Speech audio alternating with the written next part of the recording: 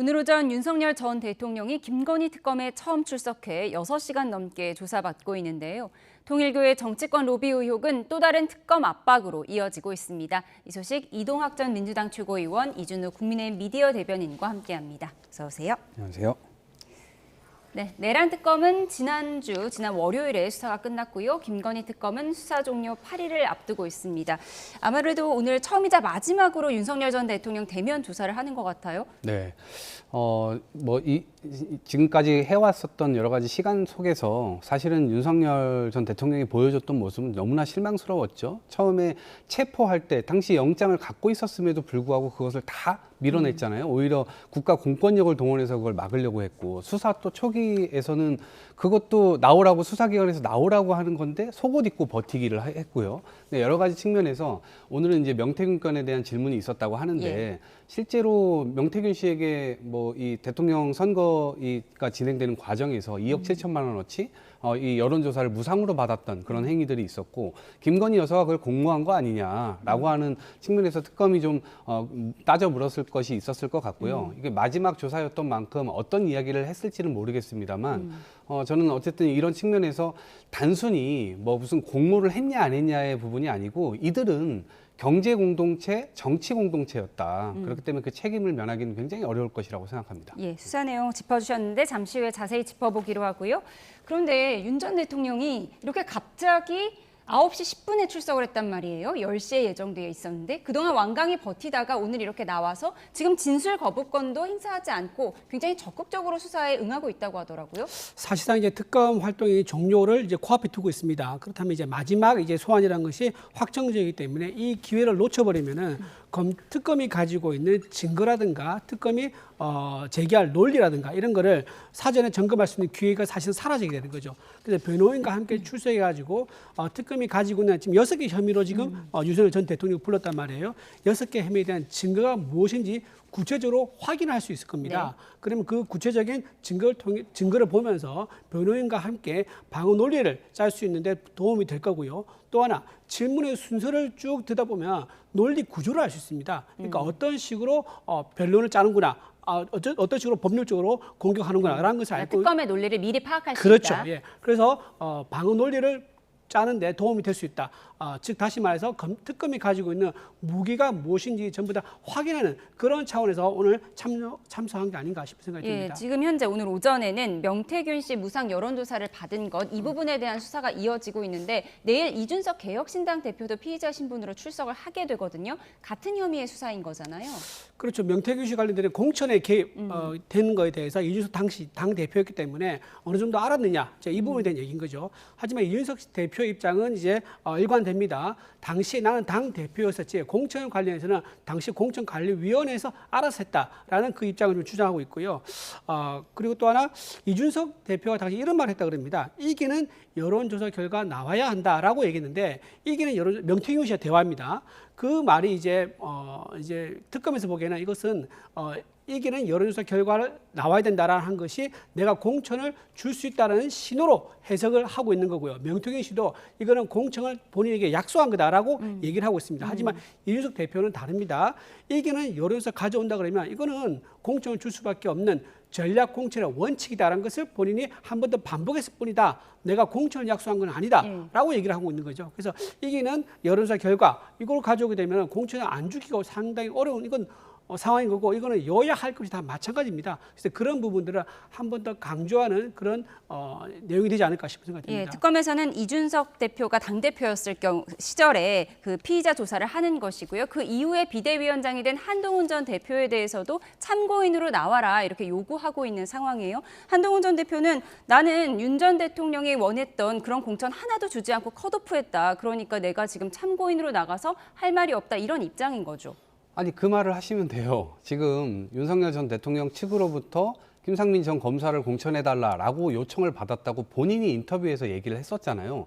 그럼 그 부분과 관련돼서 도대체 어떤 경위를 통해서 그렇게 요청이 왔는지, 그리고 본인은 왜 이걸 어떻게 거절했는지, 그럼 실제 그들이 공천 안 되고 컷오프가 됐잖아요. 그 상황을 설명하면 되는 것이거든요. 근데 지금 특검에 나오지 않는다는 건 자기가 할 말이 없다. 그리고 이 법안은 상대방인 민주당이 일방적으로 특검을 추천해가지고 법이 통과돼서 지금 진행되고 있는 것이기 때문에 정치적이라는 이유로 안 나온다는 거거든요. 그 자체가요. 국회에서 법이 통과됐는데 이 법을 지금 무시하고 있는 거예요. 윤석열 전 대통령과 하나도 다를 게 없습니다. 본인이 나와서 법을 존중하는 모습을 보여주고 본인이 가진 입장을 얘기해 주면 되는 거거든요. 그런데 이런 식으로 정치적으로 오히려 본인을 활용하고 있는 그런 측면에 대해서는 전 대단히 비판적일 수밖에 없습니다. 예. 저는 두 가지 이유가 있다고 생각하는데요. 한동훈 전 대표가 참고인 신분에도 왜 나가지 않을까? 첫 번째 이유는 안 나가도 불이익이 없습니다. 법적 이유죠. 이거는 본인이 피의자거나 당사자라면 나가면 불이익이 있는데 참고인이라서 안 나가도 불이익이 없다는 하나. 두 번째 이유, 이게 진짜 이유 가능성이 높은데 정치적 이유라고 생각합니다. 현재 나가는 순간 어떻게 되느냐, 의혹의 핵심 당사자는 프레임에 이제 쌓이게 될 거다라는 그런 두려움이 있는 거고요. 그게 어떤 문제와 연결되냐면은 지금 김문수 전 후보와 연대를 해가지고 당원 게시판 의혹에 대한 당부감사 이거에 대응을 하고 있는 거거든요.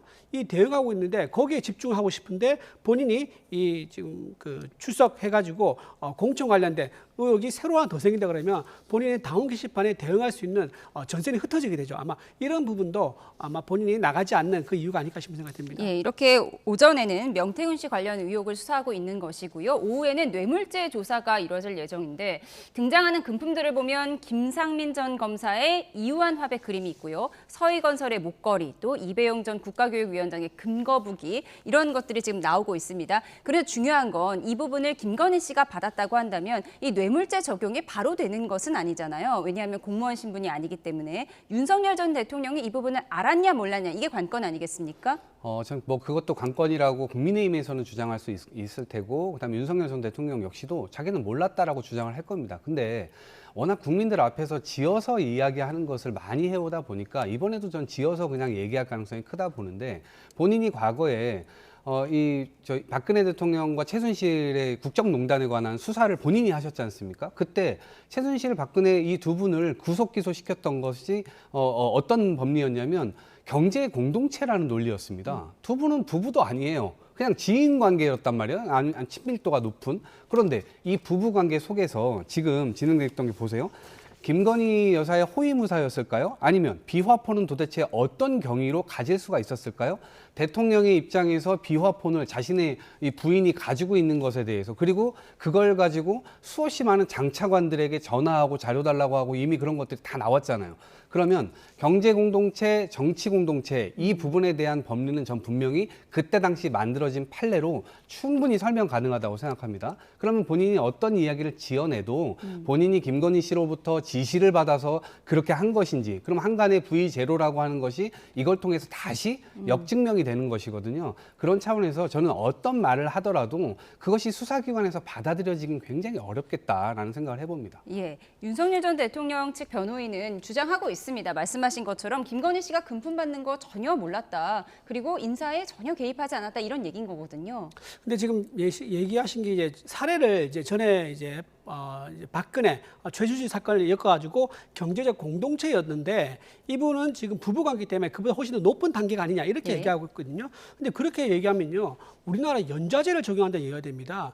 부부관계라도 본인이 어떤 범죄를 저질렀으면은 그 당사자인 본인이 책임지는 거지, 부부란 이유로 같이 당신도 알았을 거다라고 하면서 같이 처벌한 경우가 어디 있습니까? 이건 증거가 있으면 그렇게 할 수 있는 거죠. 증거가 없이 단순히 그냥 부부기 때문에 경제적 공동체보다 더 높은 뭐 삶을 같이 공유하는 공동체이기 때문에 혐의가 있을 거다라고 단정한 것은 우리나라 조선시대에 있던 연좌제로 다시 돌아가는 얘기밖에 되지 않는다.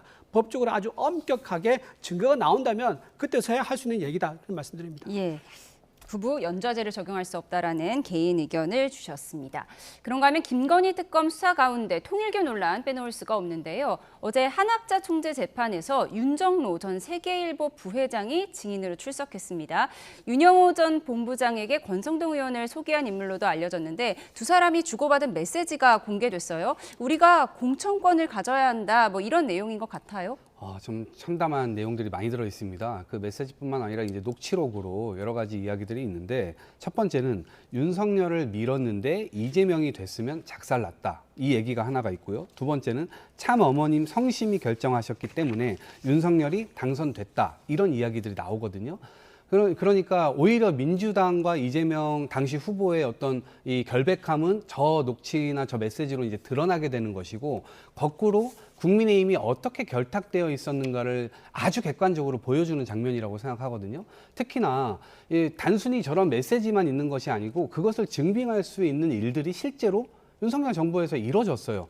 캄보디아라든가 아프리카라든가 이런 데 ODA 자금이 갑자기 수십 배씩 뜁니다. 그리고 그걸 집행했었던 당시의 대사관, 이 대사관들을 그런 방식으로 그 자신들의 지인으로 다 임명을 해버리잖아요. 그러니까 이런 건들, 그리고 김건희 여사가 5만 군데를 돌아다니면서 인사에 개입하면서 통일교와 관련된 인사들도 많았죠. 그런 가운데서 이 뭐 금거북인지 뭐 뭐 개구리인지 뭔지 이런 것들을 천하의 금은보화를 다 모으는 것들 이미 지금 다 언론에서 다 터졌기 때문에 국민들께서 다 알고 있는 상황이에요. 그래서 증언 녹취뿐만 아니라 그거를 뒷받침할 수 있는 증거물들도 충실하게 지금 나와 있는 상황이기 때문에 저는 오히려 통일교 게이트를 지금 국민의힘에서 얘기하고 있는데 이것은 자학하는 것이나 다름없다 이렇게 생각합니다. 자학하는 것이다. 통일교 대륙회장회의 회의록이 공개가 된 건데요. 그 내용에 보면 우리의 목표는 청와대에 보좌진을 넣어야 한다. 여든 야든 국회의원 공천권을 줘야 한다. 쥐어야 한다. 이런 내용이 담겨 있다고 하는데요. 이 부분에 대한 조사도 지금 진행되지 않겠습니까?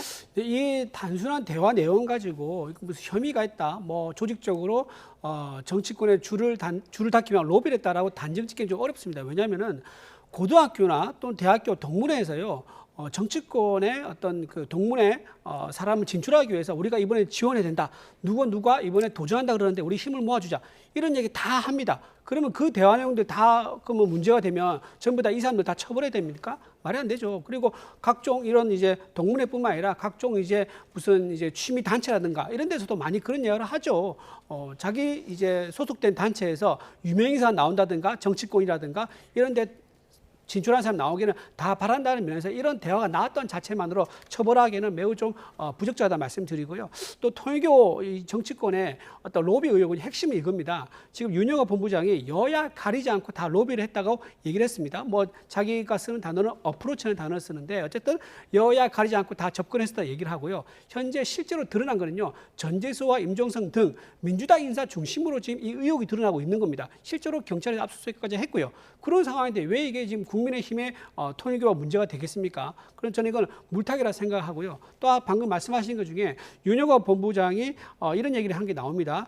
윤석열 대통령이 당선돼서 다행이다. 이재명 후보가 당선됐으면 작살났다라고 얘기하거든요. 근데 이미 그 전에 여야 후보에게 다 직접 어프로치 했다라고 얘기를 합니다. 그 말은 무슨 말이냐? 이재명 후보가 당선됐더라도 똑같이 주어를 바꿔서 얘기했을 거예요. 이재명 대통령이 당선돼서 다행이다. 윤석열 전 대통령이 당선됐으면 작살났을 것이다. 아마 이런 식으로 얘기했을 겁니다. 왜냐하면 윤영호 본부장은 당시에 서열이 2, 3위였다 그러더라고요. 아마 한학재 총재에게 아부를 하기 위한 발언으로 한학재 총재의 어떤 그 선택 또는 간택이 통했다. 그런 발언으로 기분 맞추기용으로 말했을 가능성이 대단히 높죠. 그런 의미를 말씀드리고 또 하나 아까 뭐 금거북이 얘기하셨는데요.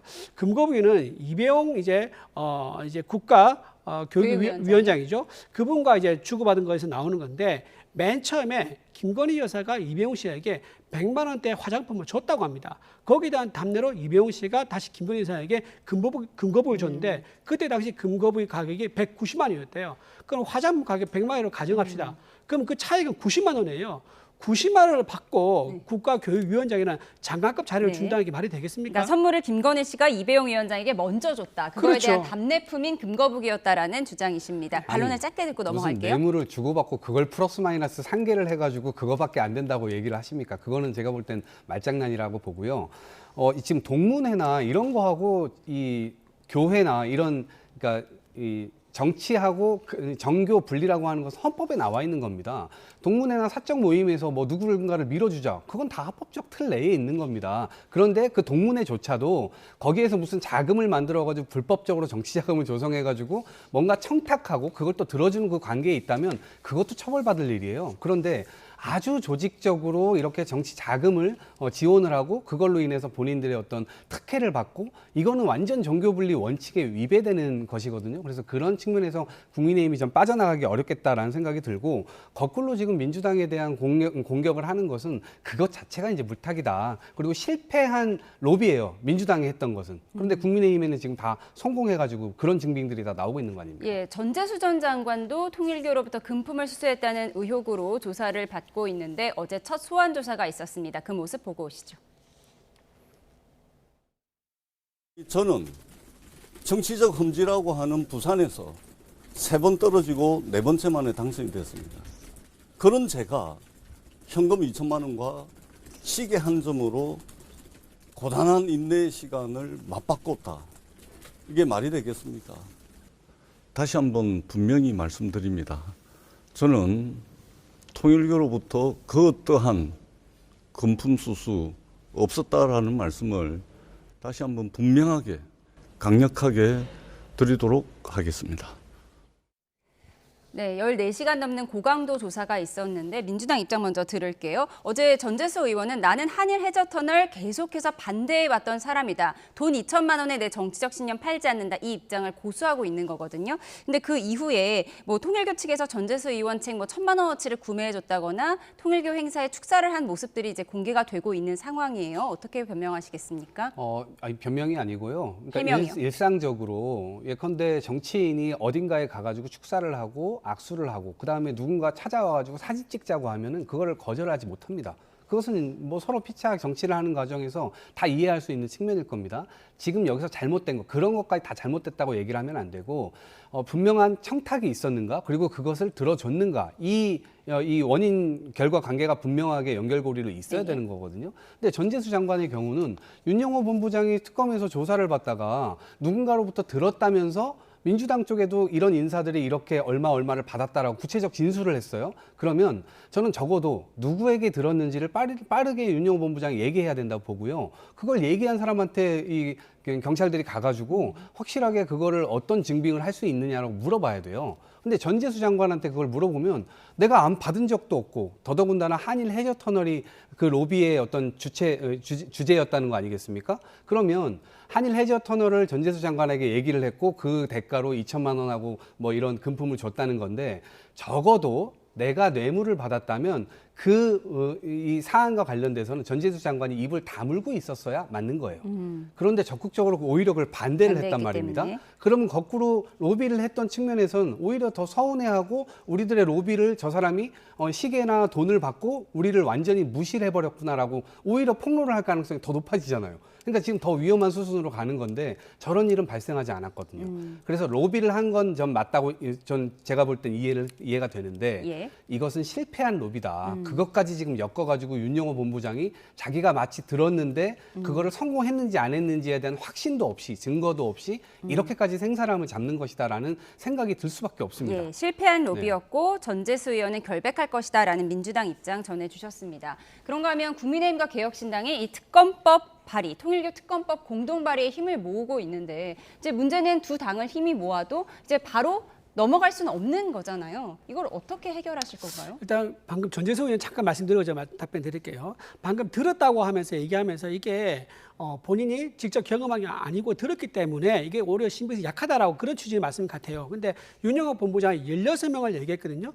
그중에서 구체적으로 금액과 까르띠에, 불가리아 시계 이렇게 얘기한 사람은 한 명입니다. 즉 다시 말해서 이게 만약에 들은 거 허위라든가 애매모호한 상황에서 얘기를 했다가 이게 무고로 걸리면요. 무고죄 처벌이 엄청 셉니다. 본인이 무고죄로 잡혀갈 수 있는데 뭐라 얘기하겠습니까? 다시 말해서 가장 16명 중에서 가장 자신 있게 뇌물 공유했다라고 얘기할 수 있는 사람이 오히려 전재수였다. 이렇게 거꾸로 강조한다고 이제 볼 수 있는 거죠. 그리고 또 하나 해저터널에 대해서 반대 입장을 뭐 이제 안 했다라고 얘기하시는데요. 로비는 그렇게 한 게 아니에요. 제가 국회에 20년 가까이 일했었는데 찾아오지 않습니까? 그 반대하는 의지를 찾아가면은요. 이렇게 얘기를 합니다. 좀 반대한 거를 죽기 살기로 반대하지 말아달라. 이런 식으로 얘기를 한 거죠. 그러니까 반대의 횟수라든가 강도라든가 내용을 낮춰달라고 얘기한 겁니다. 그래서 이 사람이 검은색이라고 얘기하다가 갑자기 흰색으로 가면 이 사람이 누가 보더라도 로비 받았구나 의심들지 않습니까? 그래서 적당하게 회색으로 갈 수 있게 이렇게 하는 게 로비예요. 그런 식으로 했을 가능성이 높기 때문에 단순히 반대하지 않았다. 라고 반대했다라고 하는 것이 아니라 반대했던 내용과 횟수 이런 것들을 수사를 통해서 밝혀야 된다라고 좀 말씀을 드리고요. 지금 이제 통일교 특검법을 지금 개혁신당 같이 논의하고 있는데 제가 보기에는 이거 타결이 돼가지고 다음 주에 발의가 되지 않을까 싶습니다. 왜냐하면 지금 이 통일교 게이트 문제는요, 이 우리나라에서 지금 일어나고 있는 현재 여러 가지 이재명 대통령 관련된 사건 중에서 사법 리스크를 제외하고 가장 이재명 대통령까지 타고 올라갈 수 있는 가능성이 큰 사건이에요. 왜냐하면 윤영환 본부장이 이재명 후보한테서부터 직접 연락이 왔다라고 한 녹취가 나왔지 않습니까? 그렇기 때문에 이걸 경찰에 맡겨서는 제대로 수사할 수 없다. 아니 그런데 국민의힘과 개혁신당 의석수 다 합해도 개별 통과시키기는 어려운 거잖아요. 어렵죠. 민주당 협조가 필요한데. 그렇죠. 그러니까 어렵다고 안 해버리면요. 예. 세상 그 야당이 뭐라고 존재합니까? 아무것도 할 수 없는 건데 그러면. 그러니까 민주당을 설득해야 하지 않겠습니까? 당연히 설득이 그러니까 네. 내일 다음 주에 발의를 하게 되면 설득 안 돼. 설득이 제대로 안 되겠죠. 그러니까 네. 우리가 투쟁하는 거고 거리에 나올 수 있는 거고요. 아니면 단식 투쟁할 수 있는 거고요. 여러 가지 방법이 있는 겁니다. 자, 이런 식으로 지금 이재명 대통령까지 타고 올라갈 수 있는 그런 상황이기 때문에 경찰에 맡겨서는 안 된다.